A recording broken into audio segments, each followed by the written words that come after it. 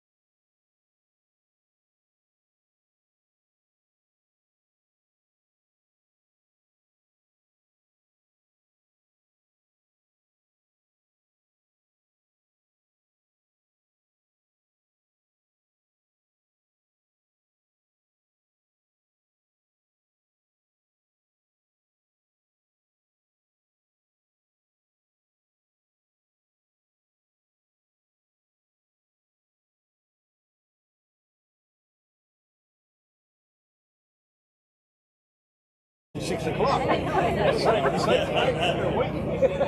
must have booked you on. Yeah, it's all good. We can start. We're a team yesterday, so that's good. We play cricket here.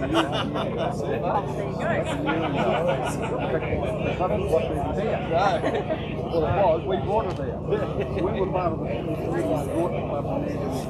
Where was it from? We used to live here. Switch on there, Jack. Ladies and gentlemen, boys and girls, if you can hear me at the back, okay? If we can just come towards the front a little bit, grab a seat, grab a hill, just to make it a bit more romantic.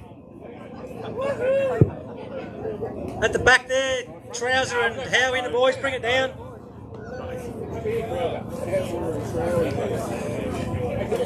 Robbie, all the way, mate. Bring him down, Robbie. Bring him down.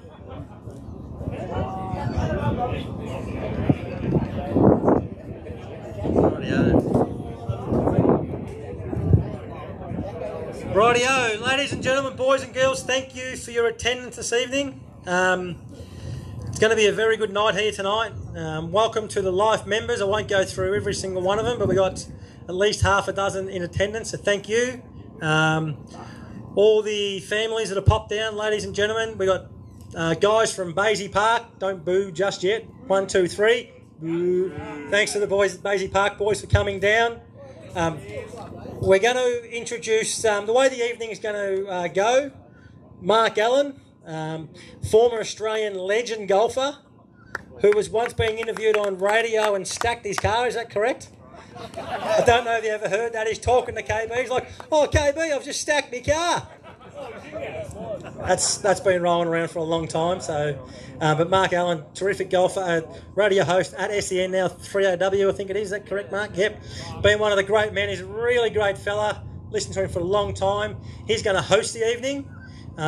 We'll call him up in a moment. But we've also got Harry Garside in attendance, and in a little while, Kevin Sheedy as well. So tonight, to get the night started, welcome Mark Allen. Good on you, Dwayne. Fabulous night. Harry Garside very, very soon. Kevin Sheedy. First of all, congratulations. I've just been filled in on the history of this cricket club. It is fucking unbelievable what you guys have done. They have so many clubs, they have so many young players in the team who are just skittling everybody they play. I just can't. I just want, you know what I want you to do, Dwayne? I want you to invite me back when this magnificent clubhouse is sitting here next year. And the embarrassment of having to tell, the teams you're playing, hey, turn up dressed and all that kind of stuff is gone. And you can hang all the trophies and all the pennants and all the wins and the honour boards, and all those things get thrown back onto your new sheds. I think that will be sensational. When's the kick-off? When they're going to, in October? Something to really look forward to. For those of you who don't know much about me, you're looking at the greatest bunker player who ever fucking lived. Now, that should actually get more of a response. The greatest fucking bunker player who ever lived. 81.17 and then an 81.25 followed by an 80.17. Nobody else has ever even been in the 70s. And you still couldn't. Thank you. Thank you. Unfortunately, now you're the only people in the world who do give a shit about fucking bunker play, because it didn't do a thing. It didn't do a thing for me. I had a couple of really good years early in my life. I had a couple of good seasons, and that was great. When they did, they started pairing with some players that could go. Have you guys heard of a bloke called Colin Montgomery? I bet the young blokes had. The young blokes with your phone, just Google Colin Montgomery right now. All right, I want everyone with a phone, Google Colin Montgomery. What is going to come up is a big fat piece of shit who I hate so much. But this bloke, he led the Order of Merit in Europe 8 seasons in a row. I got to play with him. The first time I ever did any good in an Australian Open, I was in the third last group. I'm playing with Colin Montgomery, and I was nervous as hell. Like, I didn't know what to do. about $15,000 in the hole with my credit cards. I really needed to play well. I was 22 years old and I was playing with a legend. And I wanted to go up and shake his hand before we played, just to get that over and done before we got on the first tee. He didn't turn up to the driving range. He wasn't even there. Like, we're playing this day, it was a 6-club wind, so windy, crazy. Like, I was down there for an hour trying to hit these low bullets all day. This bloke doesn't even turn up. Anyway, on the first tee, went up to shake his hand and he gave me the, you know, the real dead fish, a little slither. Said, "I'm Mark." Didn't even look at me. I got over my shot. There's a big lake on the left of the lakes in Sydney. I've hit this huge cut. I was so nervous. It went over the water, cut back onto the fairway, went on the right side, and I was just relieved it was open. This fat prick got his ball and he threw it down onto the tee. Said to his caddy, "Can you believe I've come all the way to Australia and I've got to play with people like this?" After what he just saw. He took the driver head cover off, got the driver, no practice swings, he hasn't been down the driving range, and he just went the best low driver off the deck I've ever seen in my life. In my fucking life. I get over to my shot, I hit this fucking 6-iron into a back trap. It's plugged in the back lip. I walk up because I'm curious. I'm a curious by nature. He's got 120 yards left. He's taken a 6-iron out of his bag. Now, if you haven't seen a world-class player hit a 6-iron this high, 120 yards, today I still can't believe how easy he made that shot look. Anyway, hit it to 6 foot. I'm in the back bunker. I've got a downslope now. I'm downwind. I just chop it out. It runs out as an unbelievable. Shows off the green. Anyway, as I'm walking past him, and he's hit the 2 greatest shots I've ever seen, and I'm just peddling shit at this stage.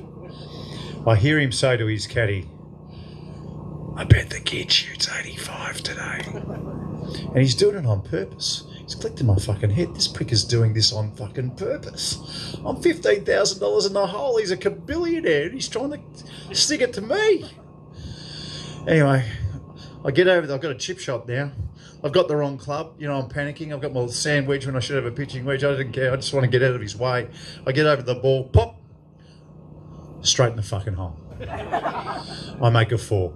He misses his putt. We had the fucking same score on the hole. Unbelievable. This bloke sticks it to me the whole way around. The whole way around. I started playing a little bit better. We get to the last hole. It's into the wind. I've got the honour. And I've hit this 3-iron into the back trap. He gets his 4-iron. Last hole at the Lakes was into this huge wind. He's just hit this beautiful 4-iron to 10 foot. I get in the bunker. It's downwind. I've got to land it on the downslope. It's just started to fucking rain. It's an impossible shot. Up it goes. Lands perfect. Now, I misjudged the green a little bit. I misjudged the water on the green, and it ran 2.5, 3 foot past the hole. That's a joke. Girls, I'm that good a bunker player. No? All right, we'll get better. There we go. I knew it would come. Colin Montgomery misses his putt. Misses it. Now it's my turn. I need this putt. 6th place in the Australian Open back in 1992 was worth $40,000. I'm $15,000 in the hole. If I miss the putt, I go into a tie with so many other people for 7th spot.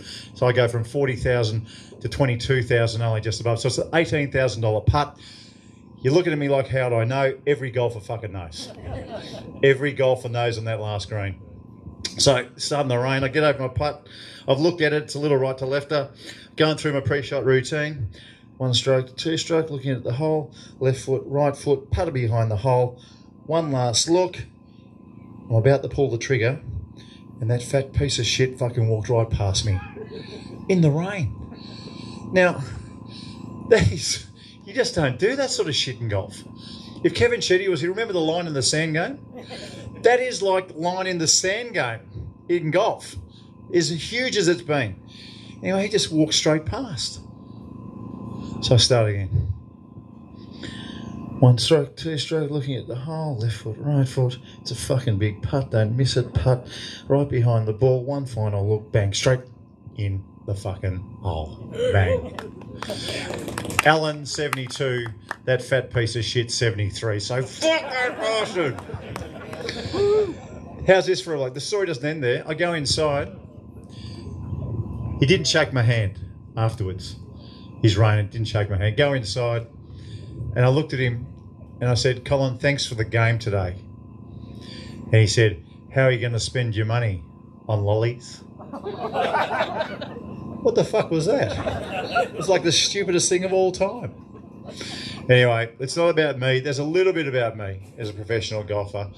But can I tell you this? I love the boxing in this country. It has such a rich history. You know, you think of some of the names, and I'm going to talk to Harry Garside about them a little bit later. But when you've got a kid who grew up in this area, we're going to find out how he grew up and how hard it was and how many fights he had. But to win a Commonwealth Games gold medal and then parlay that into Tokyo bronze, I think is something special. He's just had his first professional win, and his trainer these days is the legendary Johnny Lewis. I mean, enormous. That's the biggest tick of all time. Will you please welcome Harry Garside?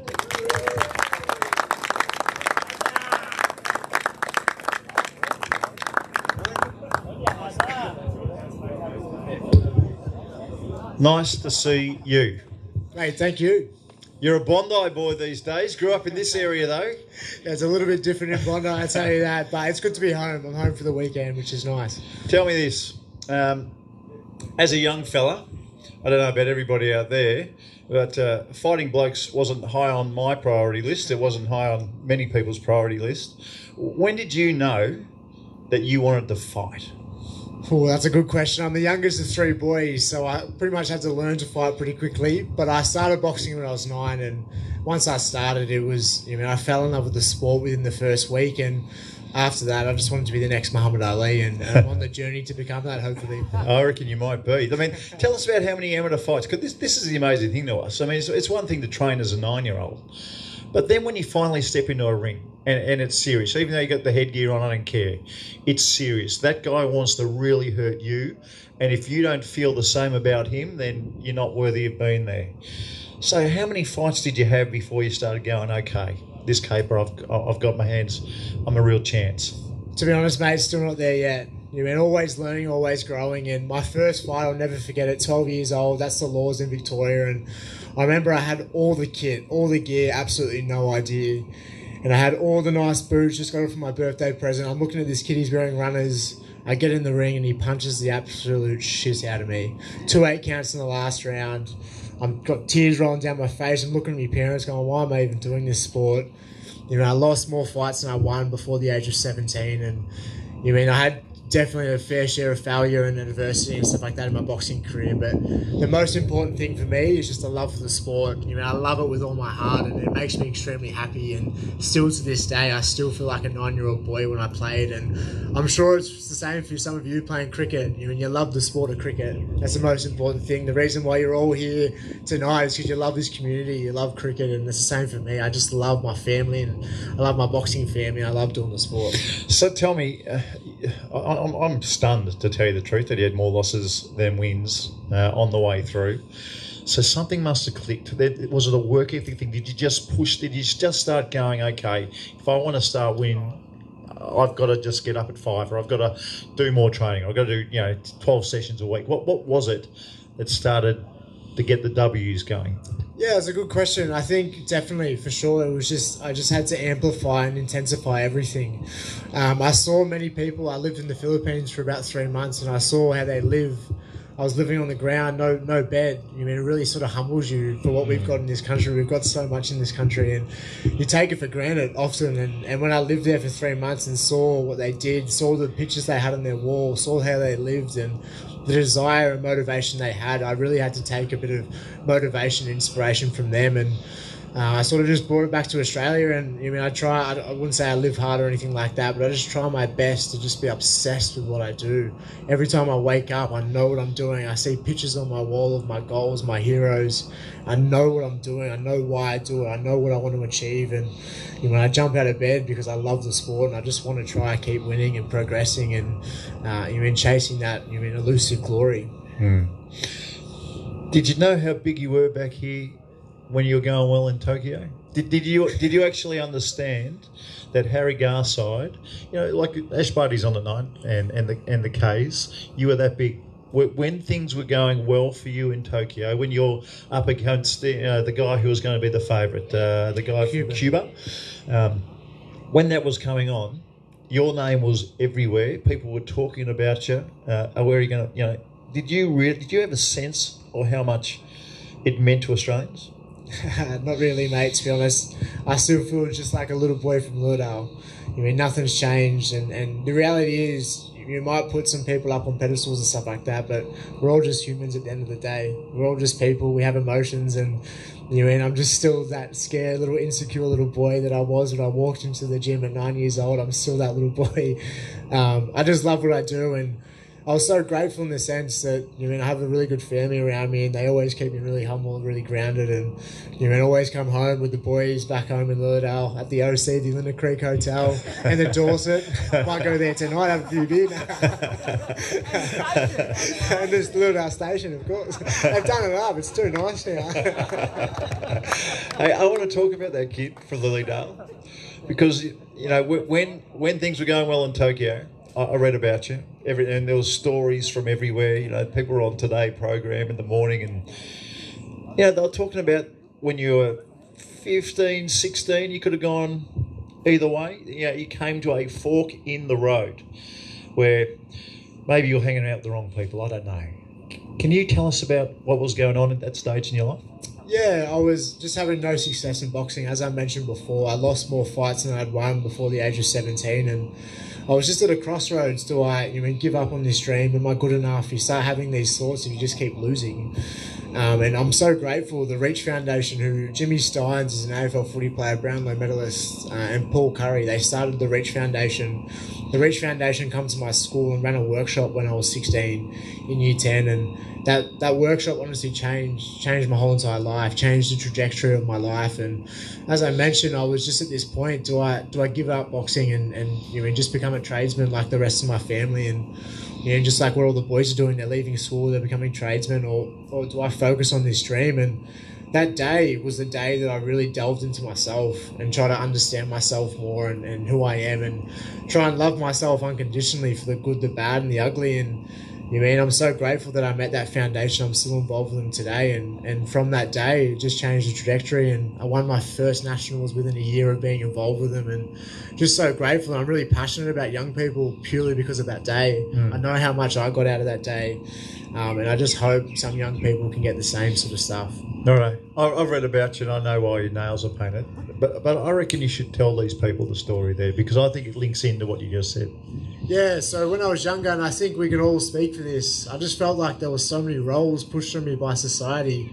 I've rocked up at school. I'm the youngest of 3 boys. My brothers are sort of rough around the edges, and I rocked up to school and I was nothing like my brothers, but teachers would be like, "Oh, you're a Garside, here we go, another Garside."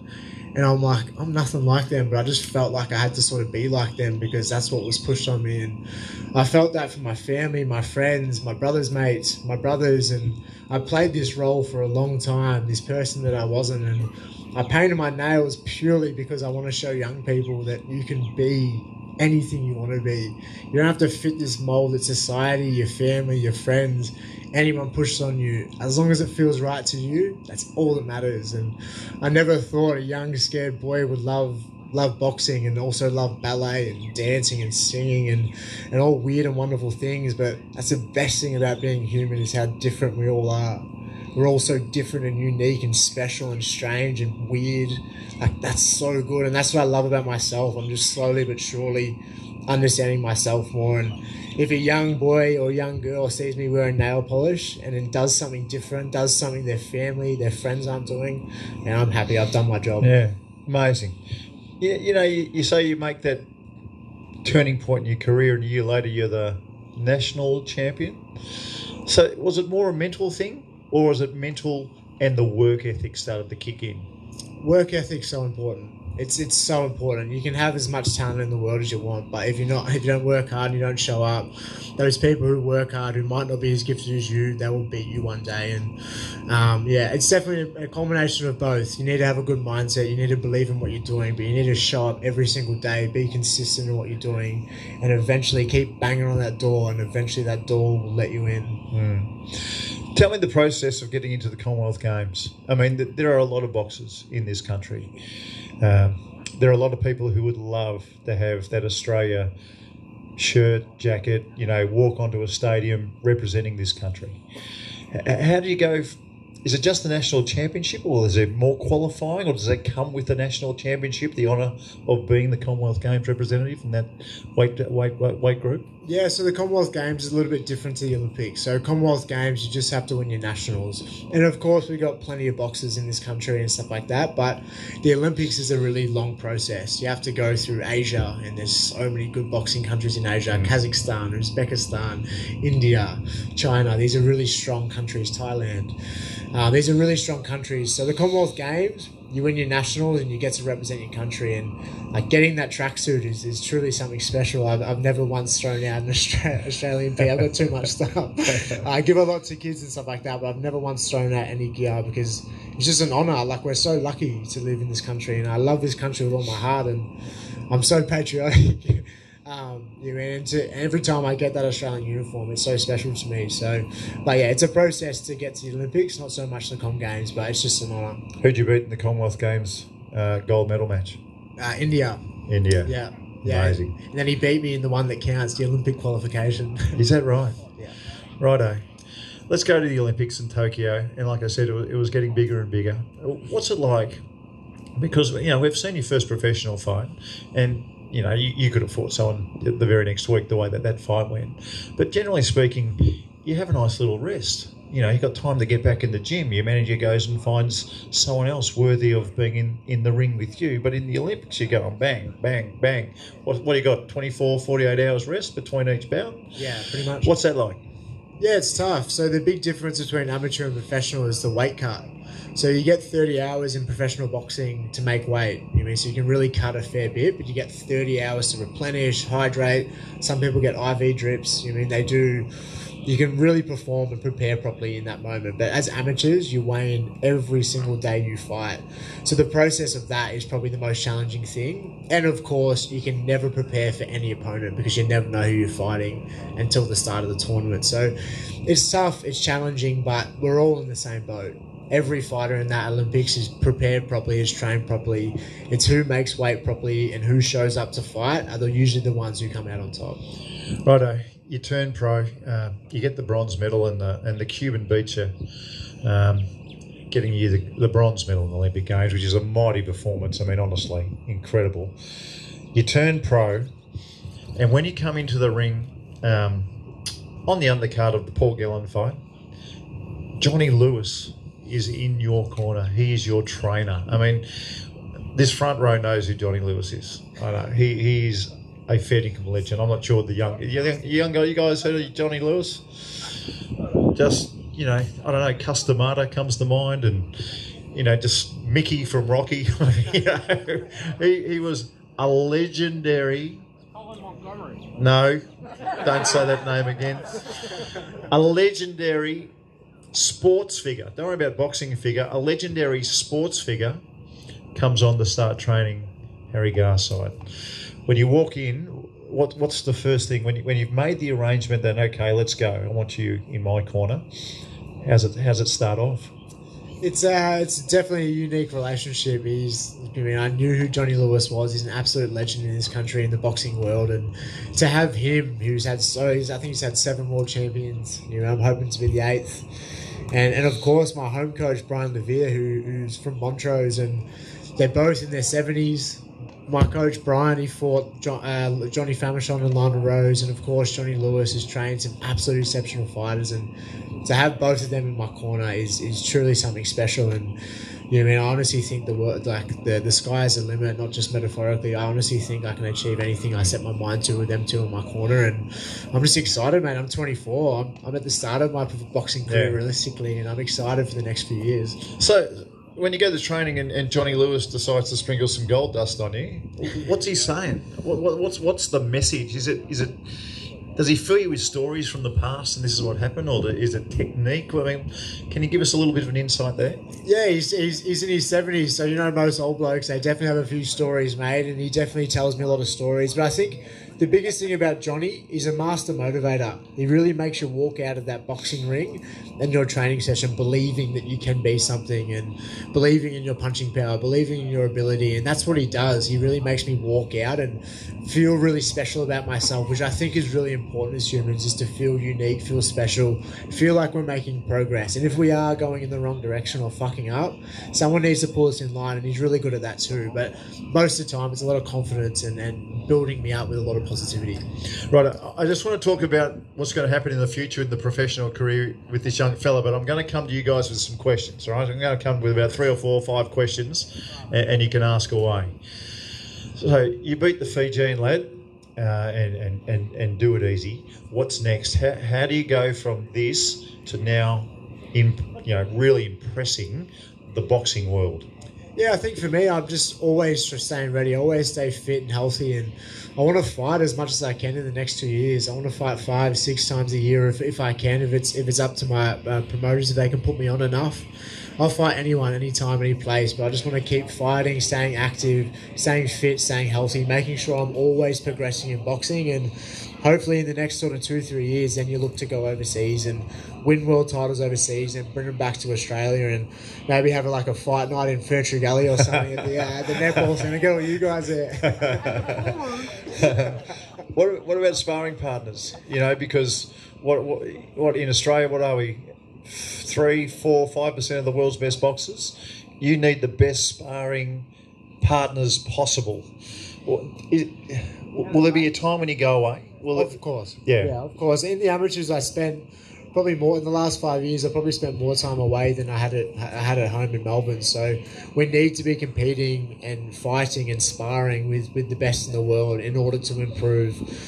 So I think I'll probably spend a bit of time in America. I spent a bit of time in England. I really like the English boxing style and system. So those 2 countries are really, really good at boxing, and it's a good place to really learn and improve. I like the English. What's going on there? Tell me, because big time boxing was always in Vegas or Madison Square Garden, or occasionally you see it move out into some of the other states. But English boxing just recently is so big, and not just because of the heavyweights that are out at the moment. Tyson Fury, who's he fighting? Coming someone very special coming over. Joshua was big there for a little while. Joshua, I don't think it's Joshua. I think Joshua's down the track. What's going on in England? Why has it just grown in the last 10, 15 years? Well, they were the starters of boxing. They were the first people to bring it into fruition and start a competition. But I think it's the fans. The fans make boxing in that country what it is. I said to myself, even if it was through COVID, if Anthony Joshua fought Tyson Fury at Wembley Stadium, I don't care when it was, if I had to quarantine, I was going. Imagine 80, 90,000 English fans. You know what they're like? They're so fanatic. It'd be unbelievable. And I just think their fans are just so passionate about what they're supporting. Well, there's a stadium here with a roof. Don't know what it's called these days. It had 1,000 names. It was a Marvel Stadium. I would love St Andrews. I would love to see you there one day. I mean, we've seen, Jeff Fennick, and I used to go and see Tim Zoo's dad, Costa Zoo. There is nothing like a fight night in this town, and we'd love to see you the biggest draw card possible. Righto, who's got a question out there? Who's got a question for Harry Garside? Let her rip. Well, are you coming over with mine? Look, mate, I'm on a rope. Go again! Righto, let's sponsor your club. Jesus Christ. Talk about docking the sponsorship. Harry, you and I were talking earlier about future fights and stuff like that. You told me about the 58 kilo mark and stuff like that. Tim Dazu's about the 68. Do you reckon you can meet the middle in future, say 4 to 5 years' time? Because Tim's got a bit more professional experience over you at the moment, and you've got to develop that. But surely that's one of the future focuses of your fighting career. Tim Dazu versus Harry Garside, Olympic champion. Of course, mate. I think as fighters, we never, and he'll be the same. We never shy away from anyone, but we're actually signed with the same promotional company, so I don't know if that will happen. But I'm the type of person, whoever they put in front of me, I don't care if it was in King Kong. You'd always just try your best and fight them. And if you lose, you just get back up, pick yourself back up, train harder, get better, and beat them next time. That's my philosophy. So whoever my team decides for me, I'll fight, and always prepare properly and make sure I show up and try my best. And that's all we can do as athletes, is just try our best. So we can expect to see you on a Dazu undercard pretty soon, I would imagine, then. Yeah, I think that's the one in April that they've got locked in, but I'm trying to get one before it. So that's a Dazu undercard. Yeah, okay. So you're going to smash him. I'll smash him. Who else got a question out there? Tell us about the running. Tell me about the running, because that's the one I reckon most people dread. And they used to have these 24/7s that they used to have before the big fights, and it'd be Mayweather and whoever it would be, and you always see the boxer running, and he's got his mates with him. Tell us about those, the lonely day when you don't want to get out of bed. You've been sparring the day before and your knuckles are sore and everything's done, but you get out of bed and you hit the road and you get going. There's something special about getting up at 5 o'clock in the morning when there's no cars on the road, especially in the middle of the Melbourne winter. It bloody sucks. But getting up, you've got your bandy on, got your gloves on, and there's something, I don't know, there's something about it. You're by yourself, you feel weightless, you're running, you're fluent, you're in your head a lot. I absolutely love those moments. And there's nothing better than a few early mornings and getting up and getting it done and then going to work. I'm a plumber by trade, and I work with my brother, so have to make sure I get it done before work starts. And there's something special about getting up and always committing to yourself. Showing to yourself, you say you're going to do something, make sure you do it. And if I say I'm going to run tomorrow morning, I get up tomorrow morning, I make sure I show up for myself. And even those days you don't want to do it, that feeling of accomplishment when you actually do get out of bed and you do it is something special. And last one, we'll have a little break and get something to eat and drink. See what the score is. Anyone know what the score is in the Ash Barty game? Won the first set. Oh! On your body! Oh, that's good. Stuck in the bunker marker. Tell me this. Before a big fight, maybe about 4 weeks before, they always have the ring somewhere, where people are always walking past. What's the one exercise you'd show us that shows it? The skipping? There's always one magnificent thing that the boxers can do where the rest of us just go, holy shit, how does he do that? I think skipping is definitely something that you can take anywhere. If you have a skipping rope, it's definitely one of the best ones for sure. But I think as well, one of my favourites is the speedball. I love the speedball, very old-fashioned with some of my training tactics. Yeah, speedball, floor to ceiling, they're very special sort of techniques as well. You said before your coach fought Uncle Lionel Rose and Johnny Famishon. Did you then go back and look at some of the video footage of those guys fighting? Absolutely. They're exceptional athletes. We've produced some unbelievable fighters in our time and in our history. And yeah, they're some of my favourites. Wade Lester used to move his feet and box and stand there and fight when he had to was exceptional. And Johnny Famishon, the way he used to box, get out the way, not get hurt, it's beautiful to watch. And I'm just a big history nerd, to be honest. G'day, mate. How you doing? How you doing, mate? Well, obviously, boxing pretty physical sport, bloody mentally, physically, all the rest. So what's like your preparation like? Obviously, not only for a fight, but just day-to-day preparation, like diet, I don't know, fitness, all that sort of stuff. Yeah, it's a good question. Yeah, it is a really good question.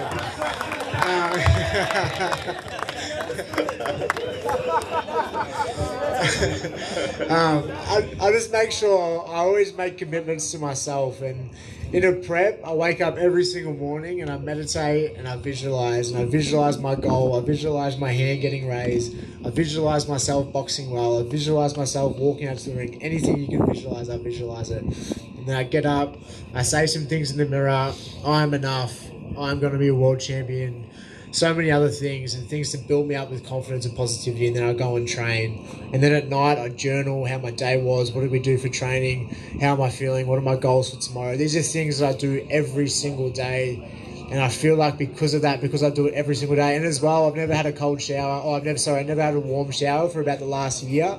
That's a really good one. In the middle of winter, fucking sucks, you mean? But like never ever, like always try my best, always have a cold shower, sorry. I think that's a really good one as well, and anyone can do it. They just have a cold shower in the morning. Middle of the winter will be tough, but I think like right now is a really good time to start. It's still summer. You mean, so make a commitment to yourself tomorrow. Make sure you bring your soap. But yeah, make a commitment to yourself. Do something tomorrow, whether it be just a 5-minute meditation or something for you, not something for someone else, something for yourself. I mean, never turn your back on yourself. You say you're going to do something, make sure you do it. And I just commit to myself, and it builds me up every single day. Harry, oh, yep. Do you reckon they call off boxing fights a bit too easy these days? Yeah, a little bit, but the referee's in there for a reason. The referee's in there to protect the fighter. You mean, I know it is. It's definitely for the crowd. It's definitely for the spectators. But I said to my partner, you mean, if she ever starts noticing me slur my words or you mean see me a bit slow mentally, you mean, it's a very physical sport. We take a lot of punishments to our brain, and I want to have a family one day.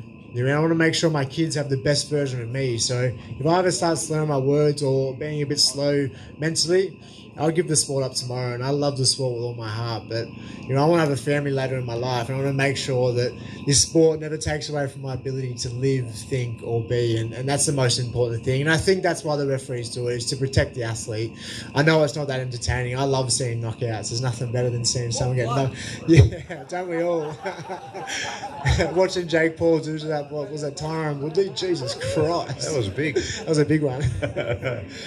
Any more questions? Yeah. Well, do you want the microphone? Of course you do. Look at you. Look at you. 2 questions, and you'll love both of them. People like the Logan brothers. Thoughts? It's the Paul brothers. Oh, whatever. Who gives a fuck? The Paul brothers. Their last name's Paul. Paul. Who's Paul? The Paul I get what you're brothers. saying. But your thoughts on them? Because guys like you are toiling away, training every day. These guys are on YouTube promoting themselves and stuff like that. Does it upset you as a pure boxer? Not really. I've definitely had ebbs and flows of emotions with that, but I think the way I look at it, they're bringing new fans to the sport. They're bringing people who've never done it before. It's just like when the 2020 come into cricket. You mean, it started bringing young kids into the sport again. It's sort of losing its way for a bit, and I think that's what people like that. The NRL boys are doing the exact same thing. You mean, it's not great when they're getting paid millions and millions of dollars, and the real fighters aren't getting paid that much. Like Gallen and stuff. Yeah, okay. Yeah, but you mean, they're bringing new fans to the sport, and I think it is a good thing for the sport. And I always try my best to look at it as a sport, not just about myself. You know what I mean? If it's bringing new people to the sport, that's all that matters. I can't remember the second question. I was going to ask him something about breaching COVID rules, but I just forgot about that. So $5,000 down the drain.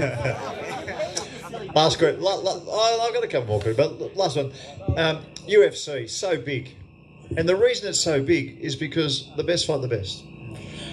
Will there be a day in boxing at some stage where we get rid of all these belts, you know, maybe bring it back to 3 or something, instead of how many are there? 6? Yeah. Something crazy? Yeah, 6 good ones. And then Will that day come where we see the best fight the best more often, and a loss next to your name doesn't mean as much as it does today? I hope so, mate. I'm a boxing fan. Yeah. You mean, I live for the days. My favourite fighter, I've got him tattooed on my leg, is Sugar Ray Leonard. I mean, he lost a few fights, but he fought the best. He fought everyone. He fought anyone he could, and you know, I live for that, but I don't think so, mate. I think there's too much money. It's a business. There's too much money, and the UFC fighters getting paid chump change. You know, they're getting paid nothing. They really? They get paid nothing compared to the boxers. At the last UFC, the total amount that every fighter got altogether was 1.6 million. You're joking. You know how much Anthony Joshua makes in a fight? Oh, 50 30, plus. yeah. 50 plus.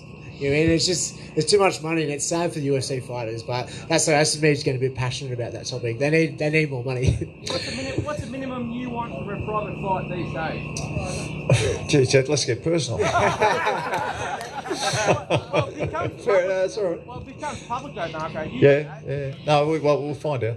Yeah, at the moment, mate, I'm at the start of my career, and I'd take anything. I was broke for a long time chasing that Olympic dream, and I didn't have much money to my name. So at the moment, I'm fighting for anything, but it's an investment into myself, and hopefully the money comes in the future. You get guys like, what's his name, Tarazaki, sort of stuff. We've punched that bloke for 100. Down at the Dorset later on. You fight Fluffy upstairs. Money's money. Harry, I reckon you will be on that Timzu undercard. I imagine that'll be up in Sydney. I know you're looking for a fight somewhere else. I'd love you to bring it to Melbourne. It would be enormous. I reckon we'd all be there. We'd all be there, wouldn't we? Cheering this kid on. You're making a lot of people smile. We admire you. Congratulations on the start to your professional career. And thanks for coming back home to talk to everybody. Thanks for having me, and all the best in your cricket season. I hear you're second on the ladder, so hopefully you can bring out the title. Harry Garside, everybody, grab a drink, grab a couple of drinks. Kevin Sheedy won't be too far away.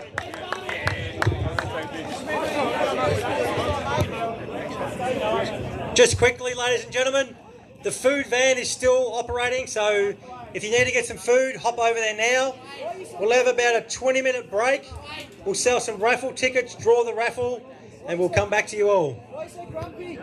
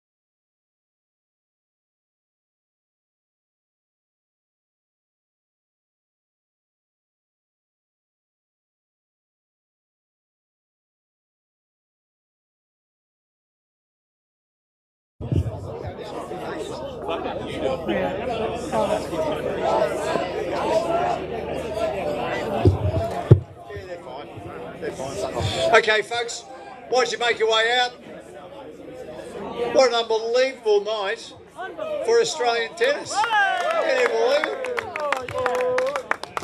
Someone whispered in my ear before when you lunatics were going crazy in there, and they say blokes don't care about women's sport. Hey, what a load of shit. Yeah! What about when they tell you that Australia is a racist nation? I mean, honestly, we were jumping around like 12-year-old idiots in there watching a young Aboriginal girl do something incredible. Anyway, can we get everybody out? Can we get everybody out of the club rooms, please? On the hill, on the hill. Come on, We want them on the hill. on the hill, get them down. Don't start until some down. Righto. Come on, lads. Come down. Come on, down. Come over here. Geordie, Lockie, get out of here. No, you don't, Willis. No, I did.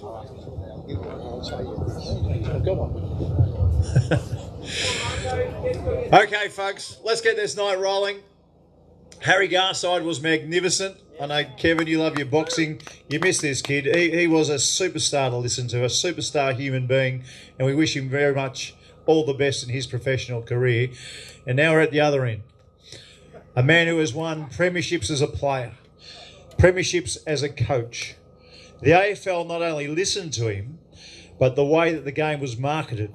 We're talking about Anzac Day. We're talking about some of the biggest games, Dreamtime at the G. Some people speak and nobody listens. There are others in this world, when they speak, the whole world listens. And we are honoured to have one of those fellas here tonight. He's a legend of the caper, a legend of Australian sport, don't worry about football, and his name is Kevin Sheedy. Hello there. It's good to see you. Very romantic. I haven't been in a park at this time for a long Oh, you silly bugger. Now, thanks for having us down. I know I come out late last year, but I did say that night that it reminds me, this is the sort of club rooms that we started the Giants with out in Western Sydney. Just a couple of big parks, you know, not a lot. But the Giants started somewhere and got to a grand final and nearly got to two within 7 years. So you got to start somewhere. And Kevin Bartlett and I, we started on a little park across the road from Toorak Park off Orong Road. Now, it was a rugby league ground. Rugby. So we're playing on a rugby ground. All they do is just put the bags up and a couple of little goalposts and away we went. Now, that's where we started about under 13s, let's say KB. Now, Kevin, 403 games, incredible bloody player, 5 premierships, 5 best and fairest, 25 games for Victoria, and 5 handballs. He was one of the best players I've ever had. And 3 of those handballs rub against the brick wall. He didn't get much away, Kev, don't worry about that. But I love him. Everybody talks about Dazu, but I think to myself, I reckon Kevin Bartlett, with his 780 goals, 779 points, 403 games, 5 best and fairest. I don't worry about the Brownlows because that's an opinion of one umpire in those days, but you can make a mistake, let's be honest. Kevin should have won probably 2, probably Lee Matthews at least, maybe 1 or 2, possibly. Yeah, and of course in those days, we had all-time superstar players, like Liberatore wins one. Should have been riding at Flemington, Liberatore. Biting horses' ears as he's going past, Brian Wilson, Brad Hardy never picked a man up in his life and won a Brownlow on the back. What a load of bullshit that is. You've got guys like Gary Ablett and bloody Wayne Carey, Bartlett, and these blokes, Lee Matthews, icons, legends of the game, really. Can't get within a bull's roar. No questions to Hawthorn people. Oh, hello, it's a big Bomber fan, isn't it? Yes, sir. We haven't got cushy time yet. We've just been starting up the negotiation. I know, but I can't believe this. So KB was 780 goals and 778 points. 79. Go. Get the point? That is unbelievable. I know it is. Absolutely. You know. How's that? That is selfish. I ran past to try and get 150 handballs off him. He said, mate, you know, I'm having a shot. And I was on the wing. He had a shot from everywhere, Bartlett. No wonder some of them ended up a point. 98 yards out, he said, mate, I'm too close. I come out of the... I'll tell you now, he's a shocker. I love him, but look, you know, I used to play in the back pocket in the early part of my career, and he'd come down there, and I'm on Peter Crimmins, the captain of Hawthorn, and superstar player, absolute superstar player. Captain, not Lee Matthews. Lee Matthews is second rover. So I'm on Lee Matthews and Peter Crimmins. Now, that's hard enough. And Kevin really did not really get into the feeling about defence. He always believed that he'll get the ball. You know, if I go into a dance and you think I'll go home with a girl tonight, you know what I mean? Just believe in himself. Super confident, obviously. And I'd scream at him, Kevin, get on bloody Matthews, for Christ's sake. Like, I'll tell you what, this would be Kevin Bartlett picking up Lee Matthews, which at times I didn't blame him. Well, this would be manning up. All over bullshit this is, you know. Closer! Yeah. I mean, we're Glenferrie Oval, like this far. I mean, it was like a sardine can, Glenferrie Oval. Any of you people ever been to Glenferrie Oval where Hawthorn played? Yeah, we've been there. Go down there now, you say, I can't believe that they play footy here, wouldn't you? It's just incredible. It's just that small. Yeah, I know, but geez, you wonder how they fit it, you know, 36 players on the ground. No wonder they only had 2 on the bench and never let them on. The grounds were too small in those days. Anyway, so Bartlett, you know, he always took a risk. And Matthew, look, you wouldn't believe it. Michael Green hits it to Bartlett, straight to him. Bartlett's out of the back line. I thought, you lucky little mongrel, you know. And I followed him out just to give him a little bit of protection. Just a bit of a bum and a shepherd here. And he had to stop and prop and get around. I was sitting there looking at him, dead eyeball, bang. Kevin! Handball! I always remind the person what I want them to do. Don't go, yeah, that means nothing to me. It's like China. No, I go there. They out here yet? Anyway, so I'm naughty. Anyway, so he just ignored it, kept running down the ground. I don't know what you think, but every now and then a person makes a great comment, and I thought, geez, that's good. So Bartlett's leading, he's running down, bounce ball, gets around, another ball, and I drop off about midfield in the centre there because I'm back here on Peter Crimmins, the captain of Hawthorn. And I'm not feeling good. And next to him is Peter Hudson, the greatest goals per game player in the history of footy. And so I've got to get back and help Barry. Anyway, Bartlett sees Royce Hart, the captain, the centre half forward of the century, leading out. Like the Statue of Liberty. I thought, mate, Jesus, we'll get a goal out of this shit. Mate, no worries. Not Kevin. He has another bounce. Runs around the lead of Royce Hart. Runs in and kicks a goal and just goes, wow. Waves his hair. Pumps his hair through the air. And I thought to myself, Jesus, you're going to get paid out on him, mate. You're going to get the biggest payout because Royce Hart's captain. And Kevin Bartlett's not even vice captain. And I thought, I'm going to hang around and listen to this shit. And Royce has gone up to Kevin, and I heard the greatest answer I've ever heard. I couldn't believe he said it. Royce Hart says to Bartlett, Kevin, you see me lead out then? And Kevin said, yeah. Then why are you kicking at me? He said, well, you run the wrong way. I was running towards goal. What a great answer. What a great, I mean, how good's that? I mean, away we go. Keep going. No, I like what no you're more doing. questions till we just keep going. Oh, I like what you're doing. No, it's good. I haven't been on the radio with you much. And I love what you're doing. No, I have a bit of fun. So, we were talking about Johnny Lewis before. Johnny Lewis, yeah, you know Johnny Lewis with Harry Garside. And we're talking about, just... Great trainers, isn't he? Yeah. Or the gold dust that you were sprinkling on players. What was your message? When you got to the Bombers, you turned not just a sideline, you turned the club around. Well, look, it's sometimes you've got to... Look, I'm married for us, and look, my parents are from Essendon, like, married, okay.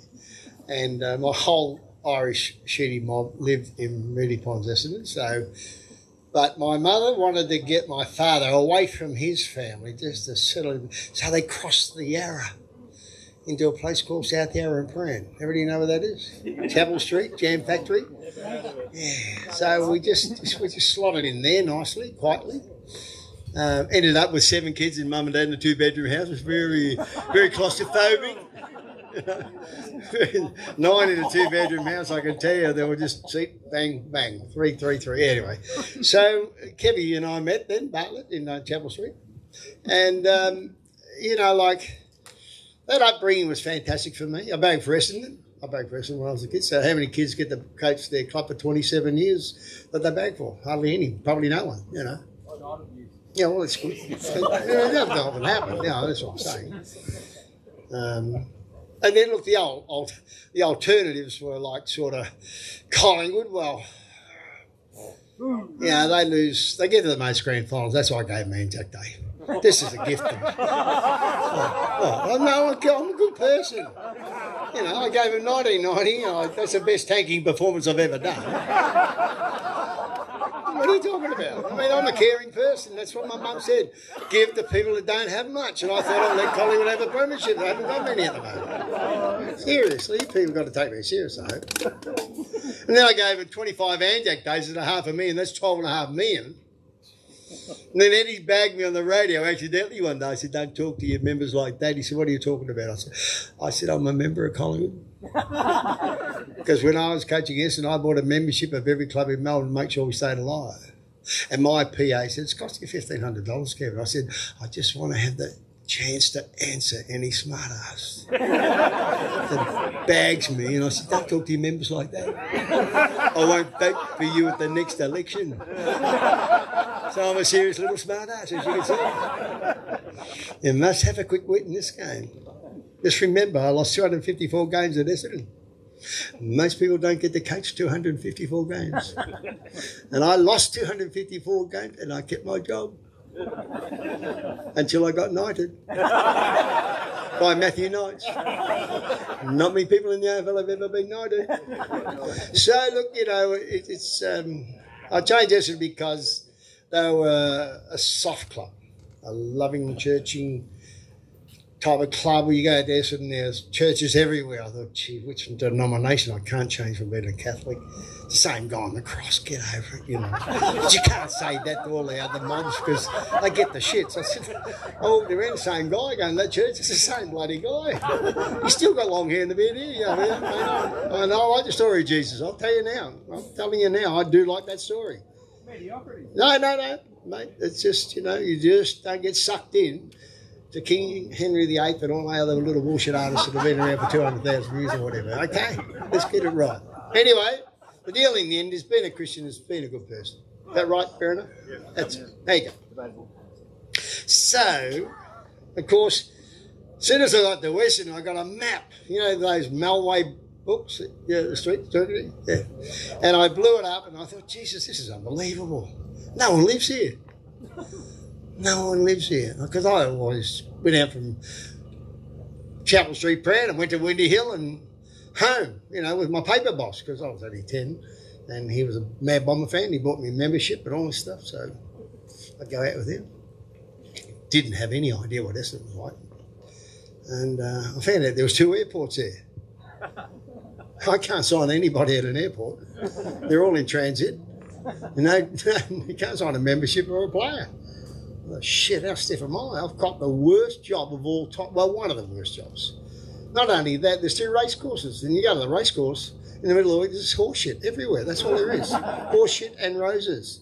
So I've got Moonee Valley, Flemington, Essendon Airport, which Lizzie Fox owns now, and Tullamarine Airport. And the munitions factory is bigger than the lot. Man, I thought, Christ, I'll never get a team up with this. So I thought, I'm going to get the map of Australia and I'm going to change a negative to a positive, and that plane's going to take my team to every regional area in Australia, which we did. And we played practice matches, pre-season, in every corner of Australia, at least 5 times to Darwin. And to get it off the road, I really annoyed the committee at Essendon. There were 16 people on the committee at Essendon. 16. Like I'm on the board now at Essendon. There's about 3. And there's a few more.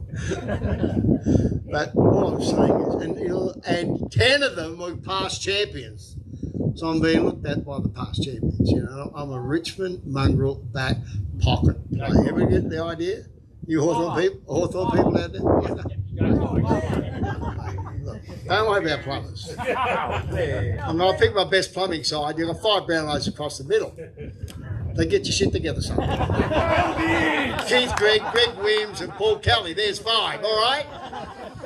Yeah. Mccosker is in the ruck. Michael Tuck, 7 premierships ruck rover, and Bobby Skilton, 3 Brownlows. How's the team going, guys? We're just all plumbers, so get your shit together. Rebuilding. Don't get me on anything. I'm pretty good at dancing, aren't I, mate? Rebuilding. Yeah, rebuilding. Brian Taylor, big BT's full forward. Jesus Christ. Oh, well, Jenky was half back. Peter Sumwell in the ruck change. Dave, we better put Andrew Buse and that little squirt from bloody Richmond. What was his name? Went up the Giants. Come from Dandenong. Come on, you're nearly in Dandenong. Come on. Anyway, we won't worry about the plumbers. So look, let's have a look at changing a club. You got to win early. We won 21 wins in our first year. 16 day and 15 night, and beat Carlton in the night premiership in front of about 35,000.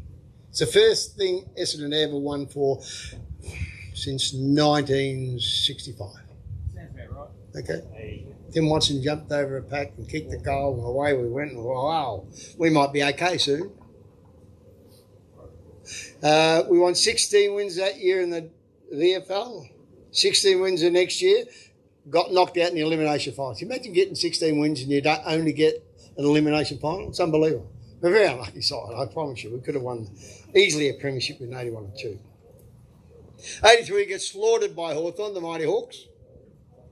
So I thought to myself, the policeman's got me this time, but he will not get me next time, because I am a sewage plumber and I'm an annoying son of a bitch. Yes. So 1984, I put the forward line, the back line, the forward line, and that really pissed off the policeman. And we kicked 9 goals, 6 in the last quarter. That's 15 more shots at goal. So it's amazing what you can do, and I used to do all this because I used to go and study other coaches around the world.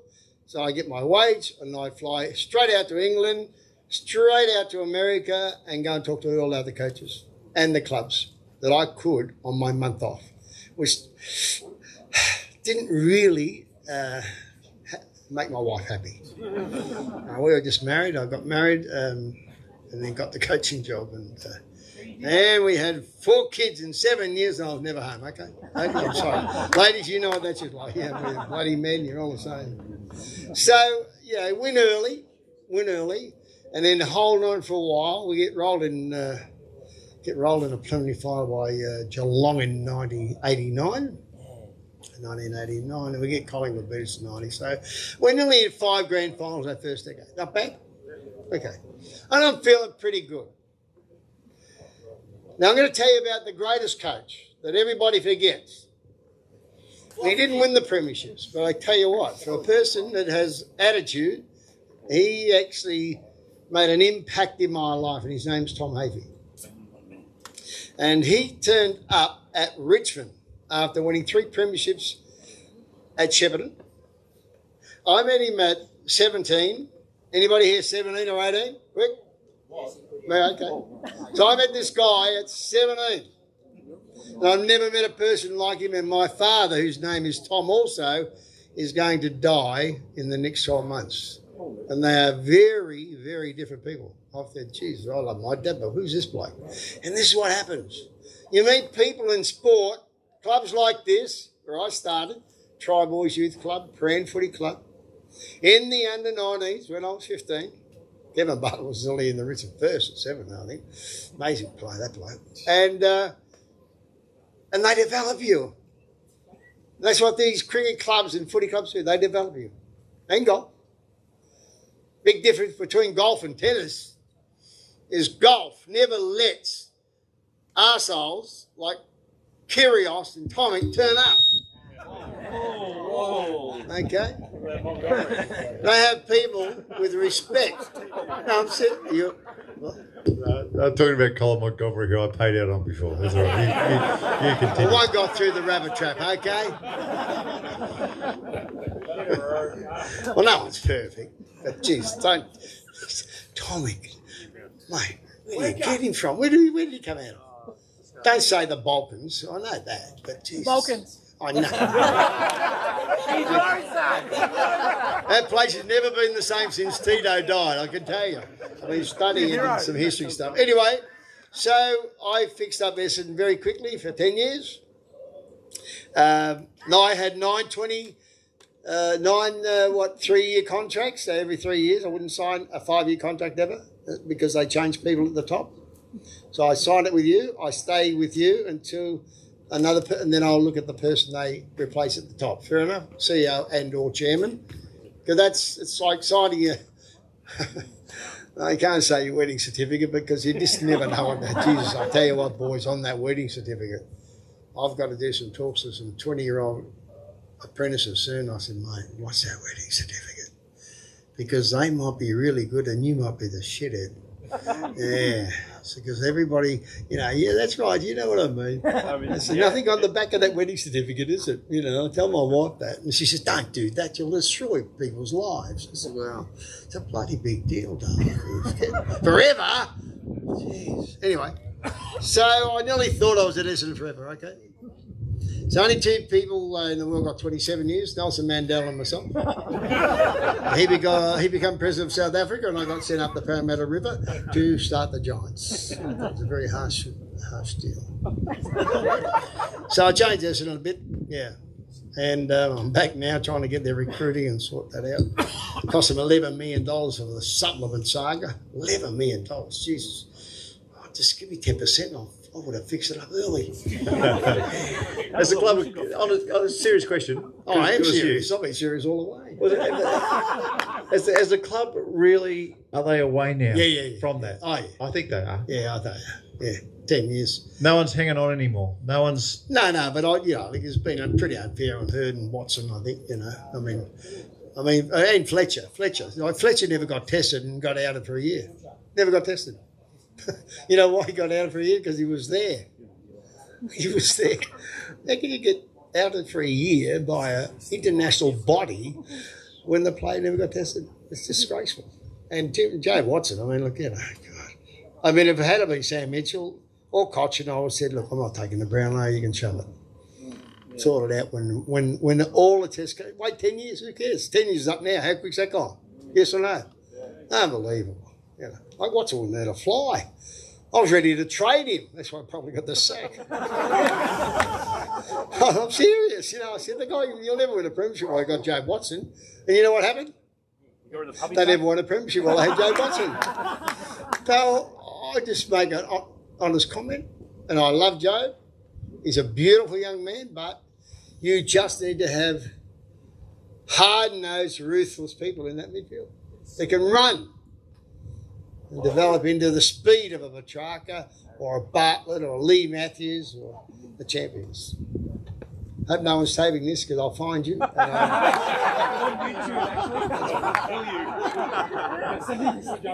Just remember, I'll find you. There's one thing about Liam Neeson and Clint Eastwood that I love is we get our men.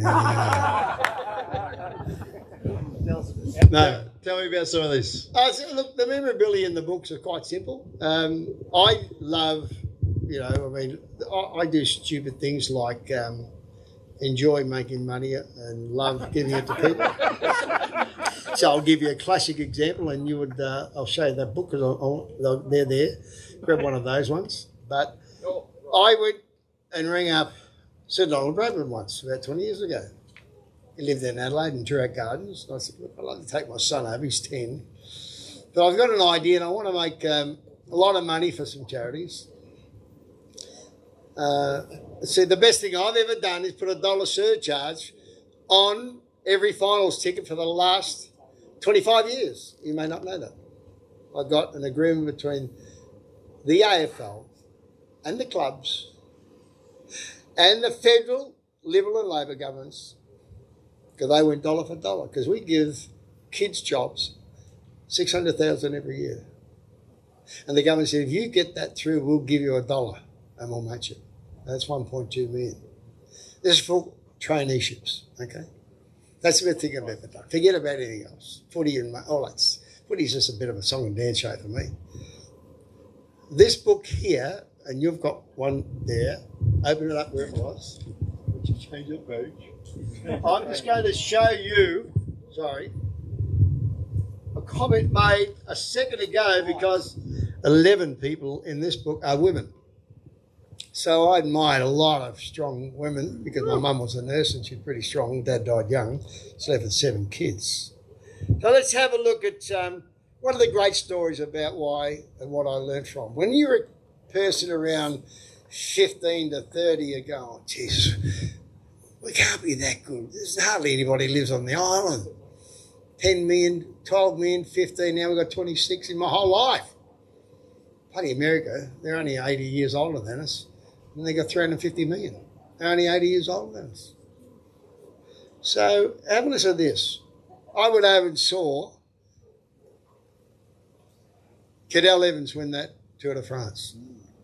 Amazing. Unbelievable.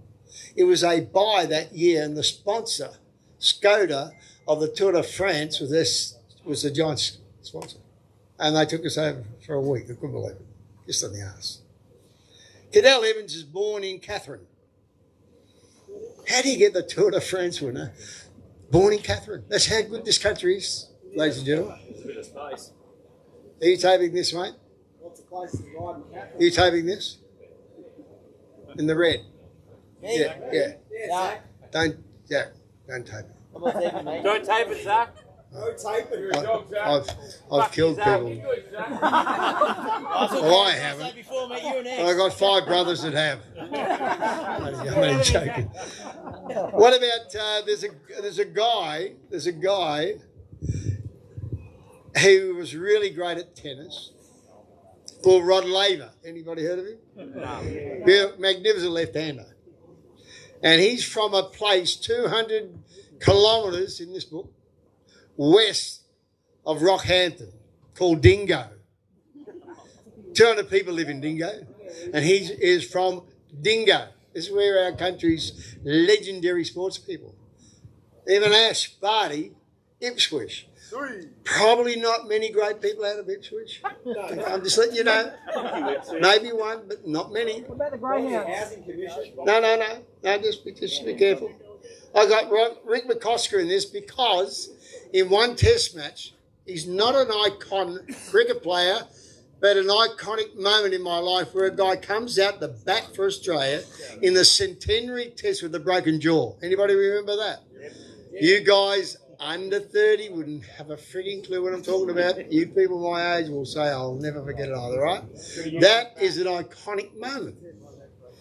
I've got Peter Thompson, because here's this kid out of Brunswick that just rolls onto a little golf course across the highway called Sydney Road or whatever it was, and he becomes the greatest golfer in Australia in the world.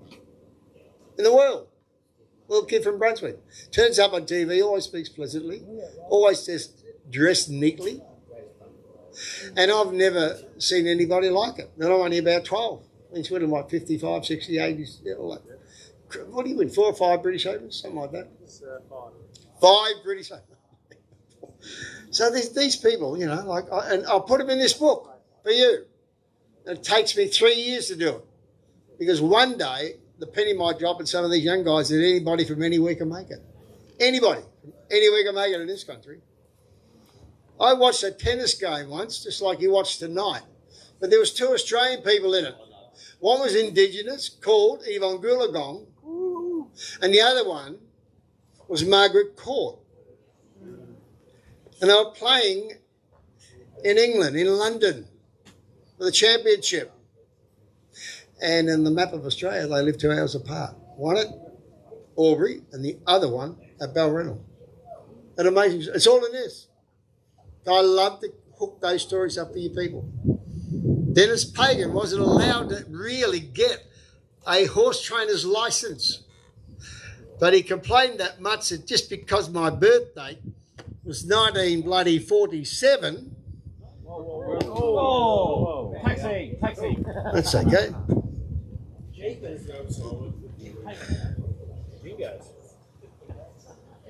It's very dangerous out here. My Icons book's pretty simple. I went and interviewed people. This one was before COVID, okay? Well, it was I could go and interview people in Adelaide and so forth and anywhere in Australia, but the Icons other book, that I had to go and visit people in and around Melbourne. So Jessica Watson's in that, the little girl that sailed around the world 16. Hey, mate, I'll tell you now, incredible girl. Yeah. 16 sailed around the world. And I tell the players, I used to say to players, can you guys get your shit together? You know what courage is? You know? And I used to say, and I still do, to players even today, but because this young girl, you know, did it when she was 16, she's about 35, probably 15 years ago now. And, but I interviewed Dennis. But in this book, I interviewed Michael Tuck. Anybody heard of Michael Tuck? Yep. Yes. Michael Tuck is one of the iconic players in my lifetime because he never gets thought of. See, a lot of quiet people get pushed into the cupboard by TV stations. So if you're on television, it means you're a full forward. You understand what I'm saying? Because they only appoint full forwards or tall people. The only short ass was Bruce McAvaney, because he's back very well. But there's BT. Delicious. Then you've got the boss of the AFL's brother, correct? 6 foot. Who? Havey. Yeah. And then you've got some guy called Richo. Yeah, who the hell's he? Dunstall. Then over there was the full forward that had the Duke boys from Perth. Full forward, you know that? Said it. Come on. The greatest voice probably ever in footy. Yes. Committee. Now they've got another full forward replacing him who's now the Mayor of Perth. These two dudes were full forwards. It's unbelievable. I measure everybody by how they get selected. If you don't win 3 Brownlows or 2 Brownlows or you're not a key forward, you don't get a job. I'm serious. I mean, it's full of bullshit. They just get idolised, these little suckers, you know. The only reason Tony Locker's not there, he doesn't talk. It is, isn't it? He just does it. Hello, Tony. How you been? What are you doing next week? You're not going to get a job like that, are you? Shit.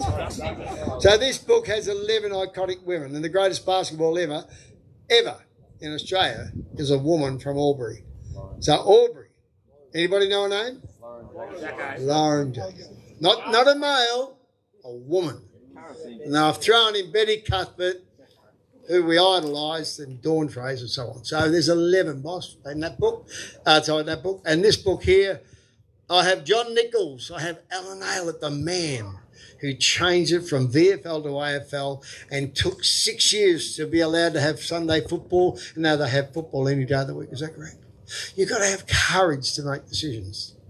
When I actually went into Bruce Ruxton, I thought, how am I going to handle this? Because I rang him. And, Bruce, cold call. Kev Sheedy, Bruce, what can I do for you? One of those grumpy voices, you know? Good bloke, grumpy voice, you know. Immediately I thought, shit, this guy's got to be Malthouse's father. Yeah. just, you know, it's got to be Malthouse's father. Just grumpy people live with grumpy people, don't they, you know? I got in there, I said, look, you know, I'm really annoyed that, you know, you're the boss and you're the president of the RSL and only 8,000 people turn up to the Shrine, so I'm a bit pissed off, to be honest. So can you do something about it? Well, what do you expect? What can we do? I said, well, I've got a game for you. I would love to play a game and give it to you because you've got to give somebody something. It's only a game of footy, by the way. Shh. AFL have been going 80 years. The Anzac Day have been going 80 years before I went and saw Bruce. and said, can we have the day for you with another club? And he said, who do you want to play? I said, well, there's only one mob to play. Who's that? I said, well, Collingwood. Why? I said, well, they never win. They don't win the premierships. They went to 43 grand finals and only won 15. Well, 12 at the time, whatever it was. Sorry, 13. So he liked that idea. I didn't do my research, but I found out he backed for Collingwood later. Yeah, very smart. I thought, geez, that's very good. I'm a lucky man. 118,000 people turned up and only 95,000 got in. And they were annoyed. And that ticked it off because it was a draw. Because the great Buckley come out of the centre with 90 seconds to go. And if he shoots for goal or scores a point, they win. And he passed it to the big rocker. It was not a great pass. And it got fluffed out of bounds and I thrown in the siren, and that probably made the game. Okay? I would thank Buckley more than anybody for making the game fairly great. But they don't see it that way, do they? A draw was probably a great result for the first Anzac Day. And now Anzac Day is sold out in 4 hours. But it was there for 80 years, doing nothing. So my best example of learning from other people, I think, trying to get things done, because I'm going to tell you something you won't believe, which I like to tell you, is that for 130 plus years, the MCG was only used for 18 days a year, which is a disgrace. 4 VFL finals. 9 days for the Melbourne, because there's only 18 game season. 9 days for the Melbourne Footy Club. And 5 days for the Boxing Day Test. That's 18 days of 365. I don't count the Sheffield Shield because no one went, but pigeons. I've seen them there lately, sitting on Bartlett's head, just shitting on it. And that's it's a disgrace. Poor little Kelly. 18 matches, 18 days a year. Why wouldn't Alan Arnold have been able to get that MCG earlier and more often? Richmond did, and they finally got there in 65. But, 130 odd years. It was only used for 18 days. That's pathetic development of a serious great property. How would you love that in the property of the MCG and just have it used every day? Yes or no? No, we're too smart, our government, 18 days. Absolutely pathetic. So I thought, well, I'm going to get rolling into this because I went to America, to Disney World, Florida, and did an innovation course on how to create something that's not there. And it started with Mickey Mouse. And, of course, he looks nothing like a mouse. I get my little grandchildren with a big dish and 2 small dishes and then paint the faces, and it looks like a mouse. But when you see a rat or a mouse run across the room, it looks nothing like a mouse. So innovation and creativity is one of my better subjects, to be honest. And, of course, that's what I love. So getting Essendon to do all this stuff when they're out there in a tight old church, suburb, surrounded, long answer, but surrounded by airports. You could have been Carlton. Anybody vote for Carlton here? No. Oh, yeah, Carlton. A blue bagger over here. This man has suffered a lot. When you get out of the airport at Tullamarine, you drive down the freeway, and Brunswick Road is on the left, right, on the left. You just turn up Brunswick Road, and the first big property is a prison. That's where Carlton people are born. A little dog leg to the right, there's a zoo. That's where they live.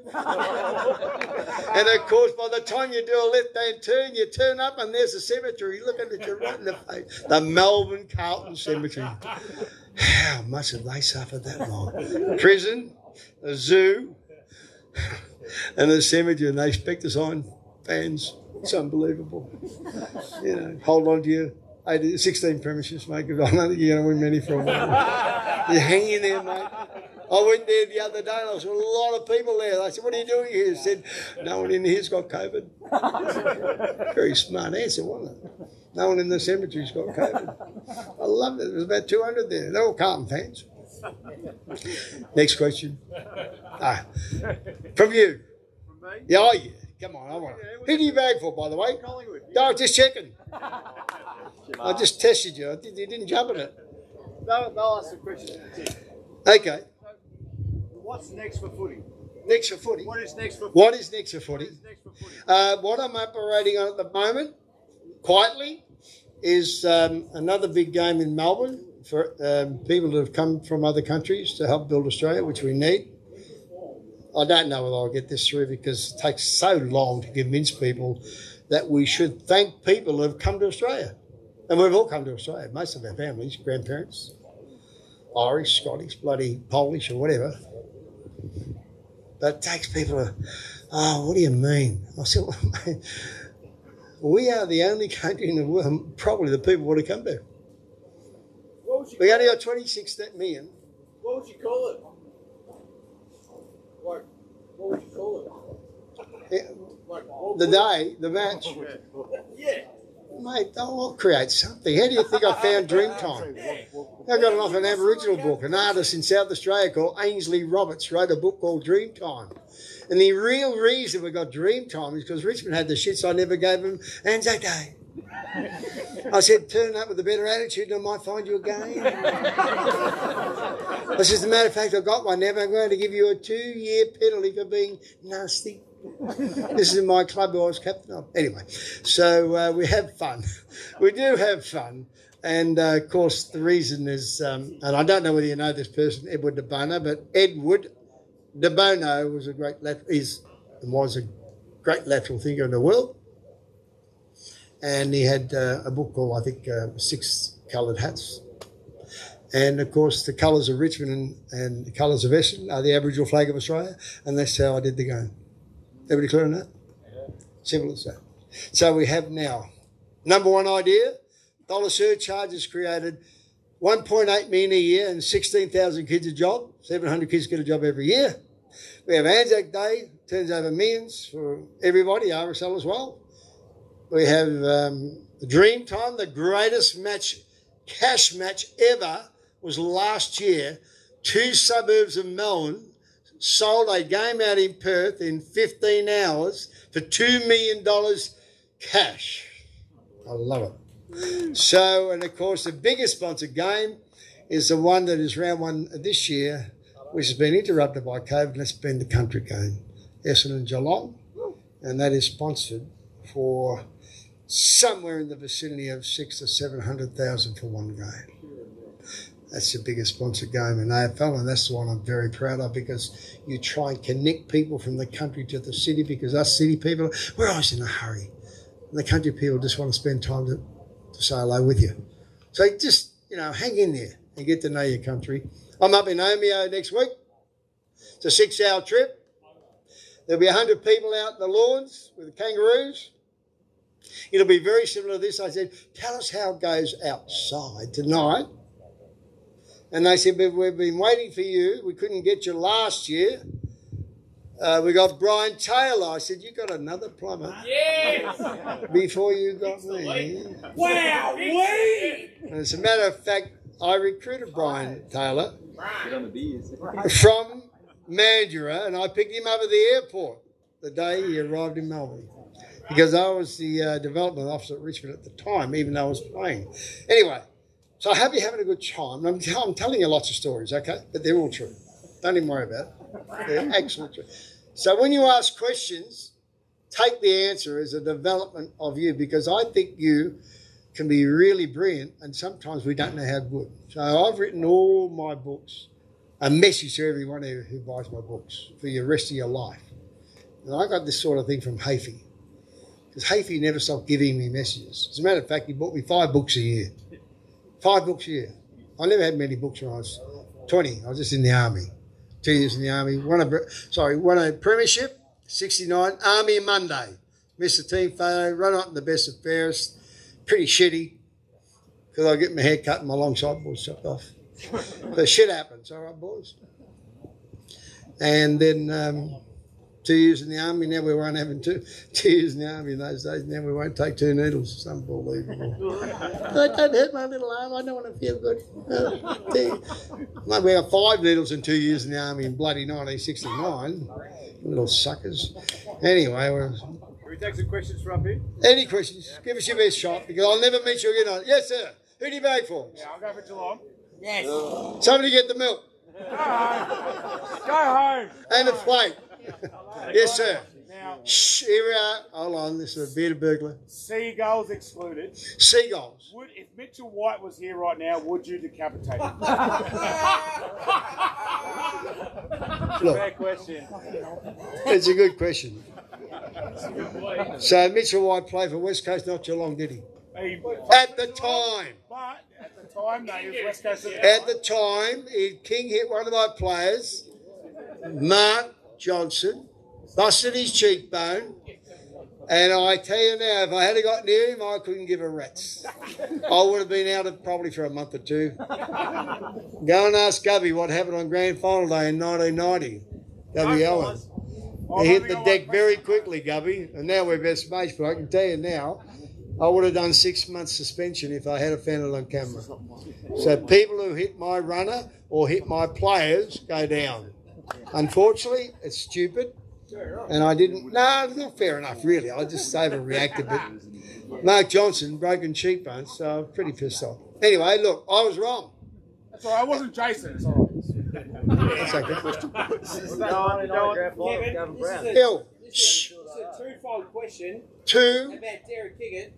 Derek, First of all, is it he dropped to the 93 grand final? he was dropped for not playing well. Yeah, first of all, can you take us through that process from the prelim to the grand final?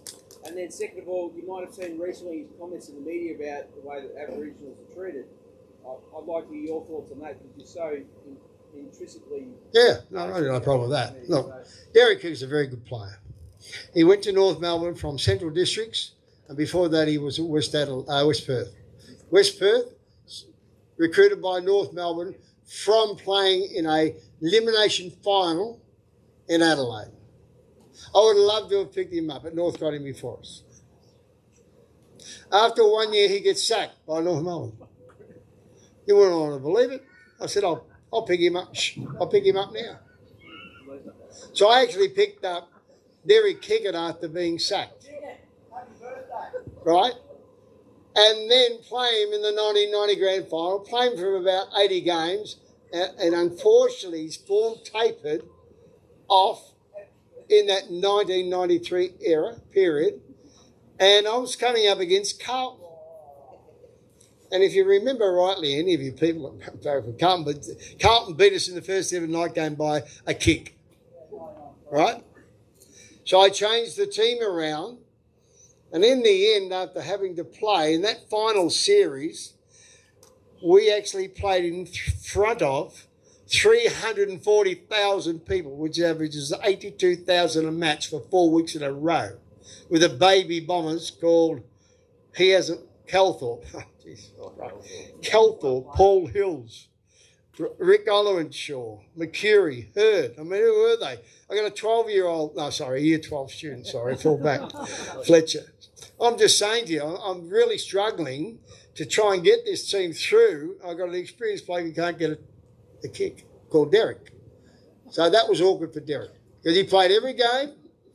But the problem in the end was, and you'll never believe this, is that the Carlton rucks coach is Simon Madden. And he is in my rooms on Thursday night getting autographs from the players. The Carlton ruck coach, Leeds University. Now I say to my manager, look, I like it. Can you just get Simon out of the room before I announce the team? He says, I can't do that. I said, but you're the manager and that's your job. And I'm the coach. Now, this is how awkward it is, isn't it? This is how hard it is. Oh, no, I'm going to kick Rose Simon, man. I said, well, he's a Carlton coach. I don't want him in the room. So, and what I did in the end, ladies and gentlemen, was quite simple. I named the 18, back line, ruck, bang, and kept the bench open. I said, 2 of you 5, 1, 2, 3, 4, 5, are going to be named tomorrow, depending on the weather. Knowing full well that I thought I'm going to wait for Carlton's team, and if the weather's wet, well, Derek could have been in, but if it's not, and it wasn't in the end, I'm going for Havey, Wallace to come into the team. They good players, Havey, Wallace? No. Thank you very kindly. So I'll cop the bullshit that's been on since. I think that, you know, Indigenous people have been treated quite well by Kevin Sheedy. I've recruited about 25. When Essendon, before my time, Essendon had recruited 1 in 130 years. And I recruited 25. Do you think I've done a reasonable job, ladies and gentlemen? Yeah. That's all I'm going to say. And Michael Long and Gavin Wanganeen have been unbelievably in my greatest ever team. But Kevin, the question's more so the discussion between you and Derek. Well, we only had that. I know Derek left that night when he found out he wasn't in the team, right? The football manager that wouldn't tell, the footy manager wouldn't tell Simon to get out of the room told him. And that blew me out of the water because that never gave me a chance then because he left town. But was Derek under the proviso that you hadn't decided yet? Exactly, he should have been. No one rings but me. But he just I'm just telling you what happened. But he just cracked it and assumed the thought. Exactly. He didn't even turn up the game. Yeah, right. Well, good luck. You don't deserve to be in the team, do you? And did you talk to him after that before the game, or you just... He never turned up. Right. He never turned up until I saw him in Sydney. Extraordinary. No. He turned up in Sydney in the next year to play, but in the 1996 preliminary final when Lockett kicked the point and beat us and put us out of the grand final, Derek was in that game, so he's in another grand final. It's an extraordinary story. Not many people... It is an incredible story. Not many people realise the semantics that went behind the scenes with it. Mate, I'll tell you now, I know minute by minute, second by second, and the deal in the end is, I don't take shit from any one of my people in the club that did that, and if the player can't handle it, because everybody's going to miss somewhere, Bahaja missed out. Ronnie Andrews, everybody misses out in grand finals. What happens at local clubs? The same thing. Yeah. Sheets over here. No, it's good. No, it's good. Hawthorne people can sack them all the time. Just remember, I want to know the ins and outs of who sacked a 4-time premiership coach. Yes, sir. I agree. Shh. I am a Bomber, Kev, so good. Thanks for Dream Time. It means a lot to the Aboriginal people. Of course, I love it. And to reiterate that Kevin has done a lot for Indigenous people is that the AFL statistic when Kev was coach, I think it was less than 5% of our people playing AFL football. It's now about 20%. So thanks, Kev. No. Who is the best Aboriginal player you've seen, and who is the best Aboriginal player you've coached, apart from Nathan Lovett Murray, because he's the mate of mine, he told me so. I think the best 2 players I coach obviously are Wanganeen and Longy. They're just superstars. I think, I couldn't believe how great Polly Farmer was in Barry Cable. So Polly Farmer and Barry Cable were quite amazing because, you know, the thing that amazed me as people, just as human beings, ladies and gentlemen, is that the captain of Geelong in 1963 was Polly Farmer. He was never allowed to vote. And I found that amazing. These are things, shh. This is where our countries had to grow from. And you've got to understand that. So I'm the first person who elected Bashir Hooli, a Muslim boy, and the Muslim people loved me for that because they couldn't believe that somebody believed that a Muslim kid could make it. Of course, he goes on to play 3 magnificent finals for the Tigers, which I'm happy. But, you know, I'm just saying to you, clear people out there, I don't know why they do this shit, but anyway, they do. Matthew Knights. No, it's not going anywhere, but I'm just saying that young man is just a fantastic young person, Bashir Hooli. And I remember walking down the corridor one day and he's saying his prayers at 3 o'clock in the afternoon in his prayer room at Essendon, and I opened the door. I said, listen, Bashir, while you're at it, can you just say 3 Hail Marys and a couple of our fathers at the coach? Well, he just pissed himself off. Because you've got to have that fun with your people. And he just burst out laughing while he's in the middle of his prayer. So that's the relationship you can have for your people. All of us, from everywhere. I go back to Ireland about every 4 years because I'm stupid. As a matter of fact, the time I took my whole family back there was when Demetrio rang me up. You know Vladimir Demetrio? Remember Vladimir Demetrio, he rang me on the phone and said, we want you to coach Australia. I said, Jesus, this is very good. I said, I'll come in and see him, mate. Yeah. Oh, what do you want done? I said, oh, we're not going well here. You know, the Irish have been beating the hell out of us. You know, I said, well, it's your fault. Oh, what do you mean it's my fault? I don't coach. Well, you've had Gary Lyon coach Australia, and he's never coached in his life. And before him was Dermot Byrne, never coached. Would you go and have an operation with a surgeon who's never been taught to be a surgeon? No. I said, well, don't do this shit to us coaches. Anyway, so I said, I'll do the job if you never let any of these media superstars coach Australia ever again, and it's never happened since. So, you know. Anyway, so yeah, that's okay. So the deal in the end is I go and I had these rules. I had the 10 Commandments for Vladimir. I said, do you know what they are in Russia? It's the same bloody Orthodox. Kev, massive Essendon fan, and thank you. No, it's good. I was going to ask a question about Dean Rioli coming back from pre-season, but I'm not going to. Dean Rioli? Yeah, Dean Rioli. Shh! No, but I want to ask you who's the best player you've coached and your favourite player you've coached. Favourite player I've coached? Oh, gee, I had a few. I'd say Dean Wallace, Mark Havey, Roger Merritt, and anybody else who killed anyone at Hawthorn.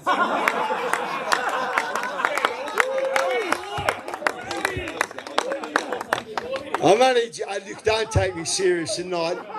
You know I'm just acting. As a matter of fact, I've been acting for the last 35 years. I can't coach. I'm still waiting for an Academy Award to come out from America, but shit, I've been waiting a long time. I'm a nice guy, actually. I didn't mean to yell at those boys. They're good bloke. What about the best, though, Ken? The best player? Oh, Hurd's the best. Hurd, Watson, Madden.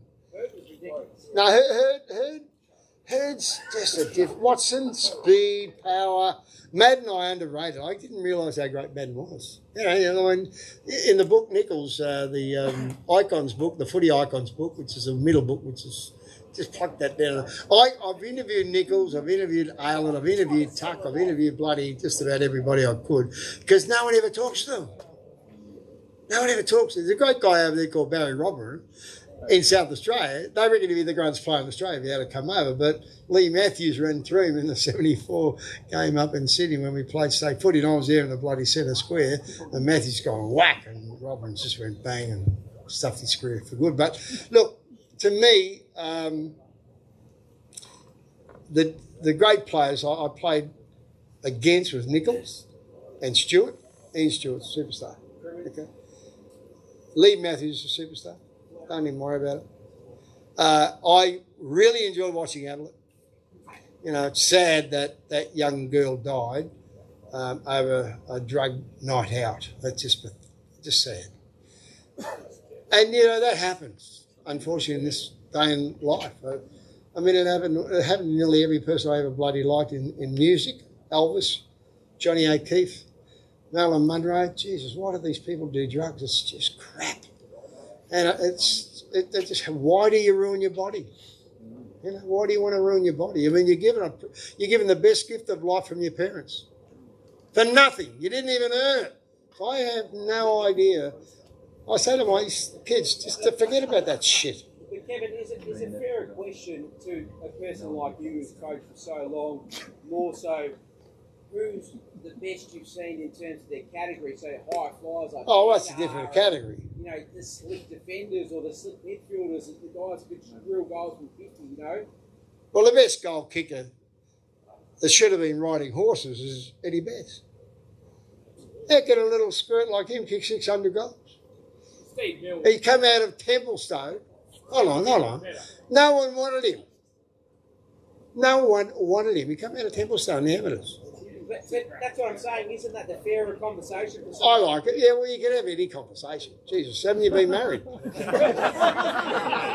you been married or not? My wife takes me on a journey around the world and I come home with nothing. There we go. Shh, okay. I won't stop. What is it? We've been going for a while.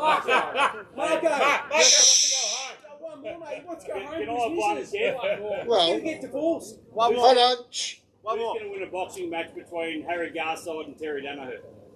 Oh, Harry. Harry. Marco Allen. Okay. All I'm going to say to you now is I'm going to leave a gift for you to your club to auction off later. So you work that out. I'll sort that out. My books are $50, but you get one of the big books and a little one on the side, so you get two for $50. Okay, that's very important. Shh, it's good. It's a good deal. I promise you.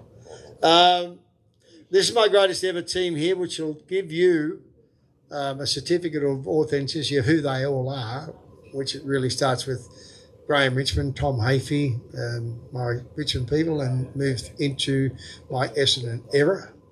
And my son did this, so it's a special piece. You'll never find it anywhere else, so you don't go and buy it in the shop, I can tell you that. You got every Essendon, any club that you want to get every every premiership in your club, I can get it for you. I can only bring 3 out because I can't bring a truckload of stuff out. And you've got obviously the Dusty Martin piece, and you've got a piece at the back. If you can just go around and pick it up, it's got my era at Essendon with the shield. Yeah, that's it. That's it. And I think this is pretty special because these are all the medals of the AFL. The AFL don't let medals out, ladies and gentlemen. So.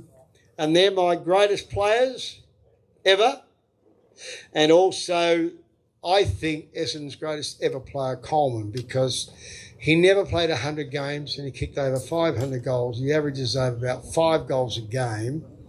And he died at 44. So young, you know what I mean? And he won 2 premierships as coach in about 6 years. I think he's Essendon's freakish all-time greatest player. He wore number 10. I wore number 10 at Richmond because the number 10s at Essendon were pretty great.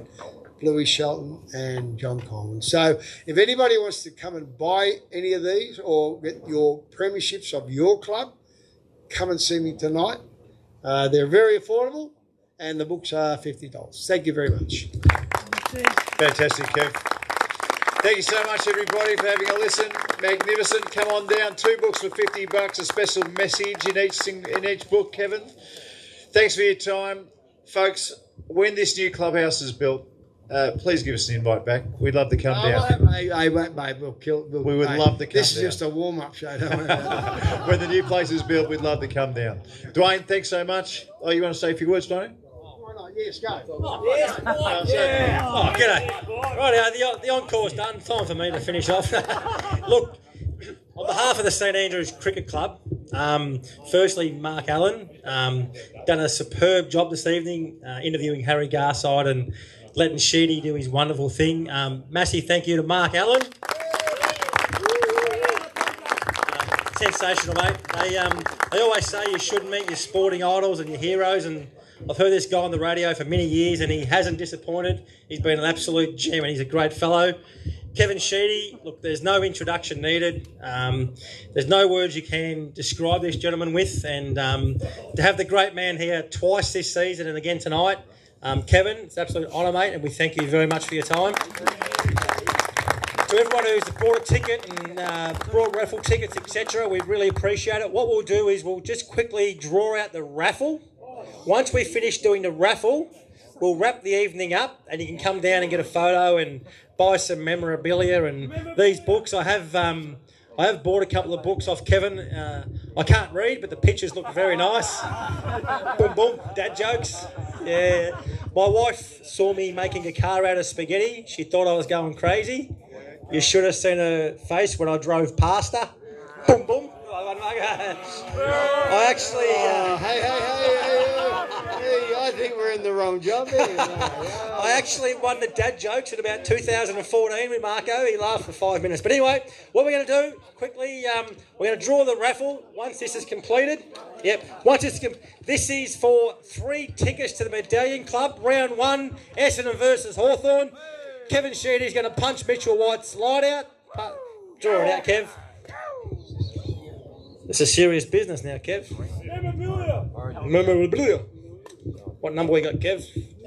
Well, we have a green ticket C44. Green ticket. Now, we do have... No name. No, there's no names. We do have a couple of different greens. So, green ticket C44. There's a couple of different greens. Who's this? Hang on, before we take we're gonna check his ticket, Kev. There's a couple of interesting characters around here. Hold on. Does it match? Who do you bag for? It's actually the wrong. Show us that next ticket, please. Chris Parr, he wins 3 Medallion Club seats. The next one is for a slab of Yarra Valley Big Cat beers. We have a purple ticket E03. E03 purple, E03. Purple, E03. You've got to keep the neighbours up. Redraw. Purple, E03 in 5, 4. Hang on, whoa. Hang on.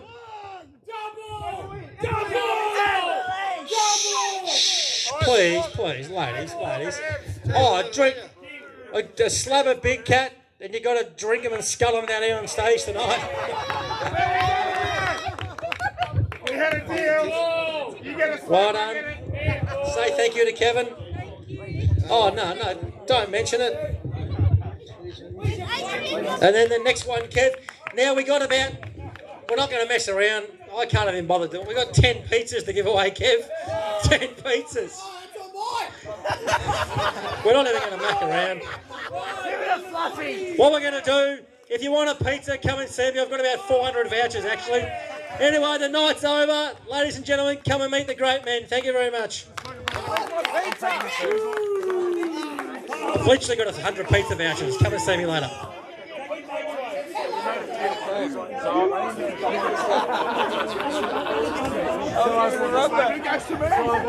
I bought fucking 20 tickets for nothing. I bought 20 tickets for nothing. I crapped 3 times in the game last week. Show me the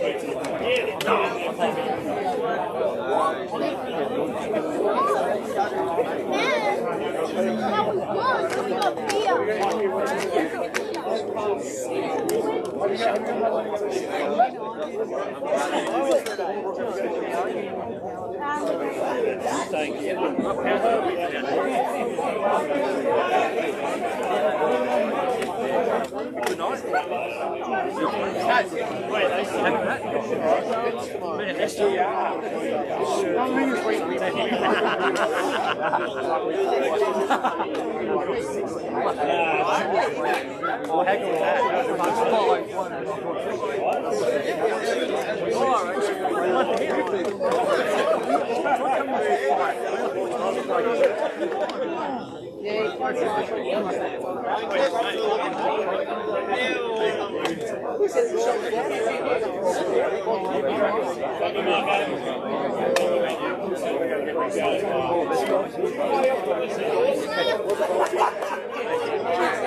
I do actually want